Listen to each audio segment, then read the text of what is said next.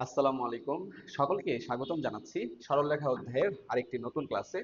আজকে আমাদের টপিক হচ্ছে প্রতিবিম্ব সংক্রান্ত সমস্যা। প্রতিবিম্ব, ধরো আয়নার সামনে দাঁড়ালে আমরা যে নিজেদের প্রতিবিম্ব দেখি, ঠিক সেরকমই প্রতিবিম্ব। কাজে আমরা মনে রাখবো, দেখো প্রতিবিম্ব কার সাপেক্ষে হয়। আমরা দেখি আয়নার সাপেক্ষে আমাদের প্রতিবিম্ব হয়, আয়নার পেছনে। আয়নাকে আমরা দর্পণ ভাবি। তো আমরা এখানেও মনে রাখবো, প্রশ্নে যার সাপেক্ষে প্রতিবিম্ব বের করতে বলবে আমরা তাকে দর্পণ চিন্তা করব। তাহলে মনে রাখবো, তাহলে কি বললাম, যার সাপেক্ষে প্রতিবিম্ব তাকে কি করতে হবে, দর্পণ চিন্তা করতে হবে। যার সাপেক্ষে প্রতিবিম্ব তাকে কি চিন্তা করতে হবে, দর্পণ চিন্তা করতে হবে। ওকে, এখন আজকের আমাদের মেইনলি যে টপিক সেটা হচ্ছে অক্ষের সাপেক্ষে প্রতিবিম্ব। ওকে, অক্ষের সাপেক্ষে প্রতিবিম্ব, অক্ষ বলতে এক্স অক্ষের সাপেক্ষে বা ওয়াই অক্ষের সাপেক্ষে। ঠিক আছে, তাহলে যেমন দেখো, আমি যদি এখানে এক্স অক্ষ ওয়াই অক্ষ কল্পনা করি, ধরো এটা একটা বিন্দু।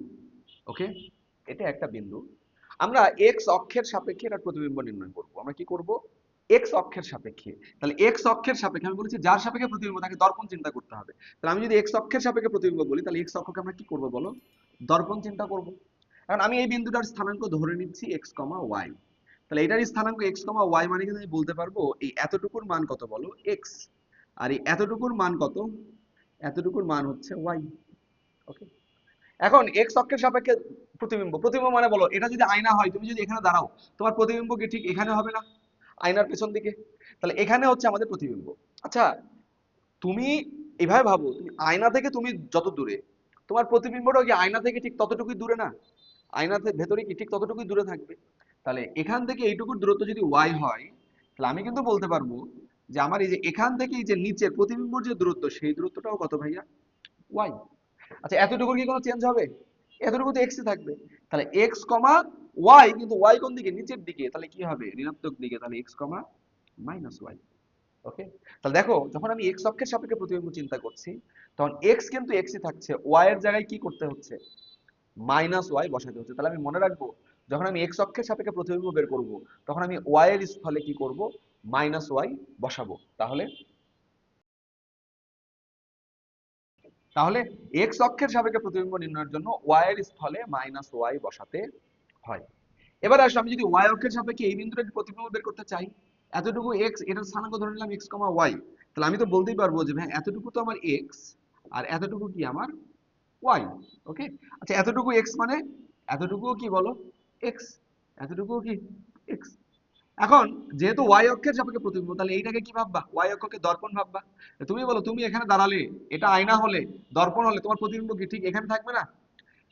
ঠিক তুমি আয়না থেকে যতটুকু দূরে, প্রতিবিম্বটাও ঠিক ততটুকু দূরে থাকবে। তাহলে এতটুকুর মানও কি হবে বলো, এক্স। আর এতটুকু ওয়াই, তো ওয়াই থাকছে নাকি? তাহলে এই বিন্দুর স্থানাঙ্ক কি হবে, মাইনাস এক্স কমা ওয়াই। তাহলে মাইনাস এক্স কমা ওয়াই।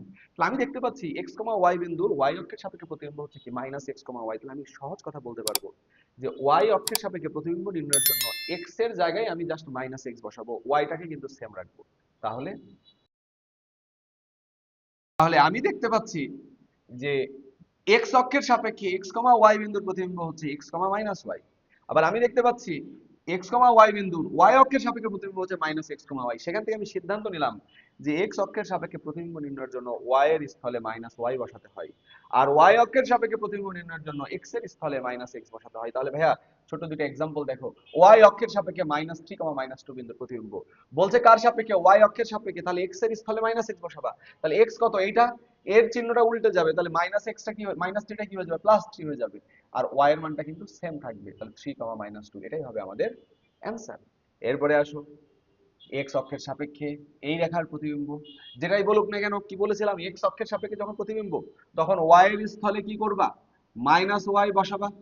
তাহলে সেম এটারই অ্যান্সার কি হবে, two X plus three into Y এর জায়গায় minus Y plus one equal to zero. তাহলে অতএব two X minus three Y plus one equal to zero, এটাই হবে আমাদের অ্যান্সার। ওকে, আশা করছি সবাই বুঝতে পেরেছো, পরীক্ষায় আসলে অ্যান্সার করতে পারবা। তাহলে আমাদের আজকের ক্লাসটা এ পর্যন্তই। সকালে ভালো থাকো, আসসালামু আলাইকুম।